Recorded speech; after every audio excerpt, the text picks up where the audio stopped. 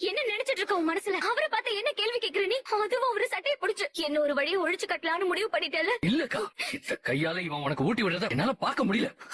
என்ன ராகவ், அவன் இவன மரியாதை இல்லாம பேசிட்டு இருக்க? நான் சொல்றது கொஞ்சம் பொறுமையா கேளுக்கா.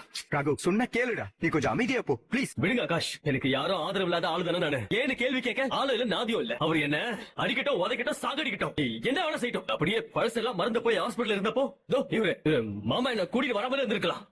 அவர் என்ன கூட்டிட்டு வந்து அஞ்சலோட அன்பை உணர ஆரம்பிக்கும் போது இந்த நேரத்துல ஏன் இந்த மாதிரி நடக்குதுன்னு எனக்கு சத்தியமா புரியல. பழசெல்லாம் எனக்கு ஞாபகம் வரணும், அஞ்சலி மேல இன்னும் அன்பா இருக்கணும்னு நினைக்கிற நேரத்துல எனக்கு எதுவுமே ஞாபகத்துக்கு வர மாட்டேங்குது. இத்தனை நாள் நீங்க என் மேல காட்டின பாசத்துக்கு என் உயிரை கொடுத்தா கூட ஈடாகவே ஆகாது, ஈடு ஆகாது. இவர் என்ன அடிக்கணும் தானே நினைக்கிறாரு.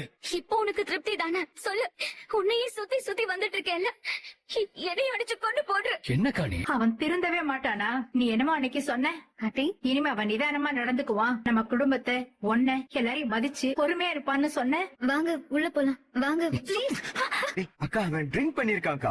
மதியத்துல இருந்து மனசு சரியில்லைன்னு சொல்லிக்கிட்டே இருந்தான். அதுக்கு ஏத்த மாதிரி இங்க வந்த ஸ்டாஃப் ஒருத்தர் அவர் டின்னர் சாப்பிடுறப்போ அவரோட அக்கா ஹஸ்பண்ட் அவரோட அக்காவுக்கு துரோகம் பண்ணிட்டதாவும் வேற ஒரு பொண்ணை கல்யாணம் பண்ணிக்க போயிட்டதாவும் அவரோட அக்கா ரொம்ப எமோஷனல் ஆயிட்டதாவும் சொல்லிக்கிட்டு இருந்தாரு.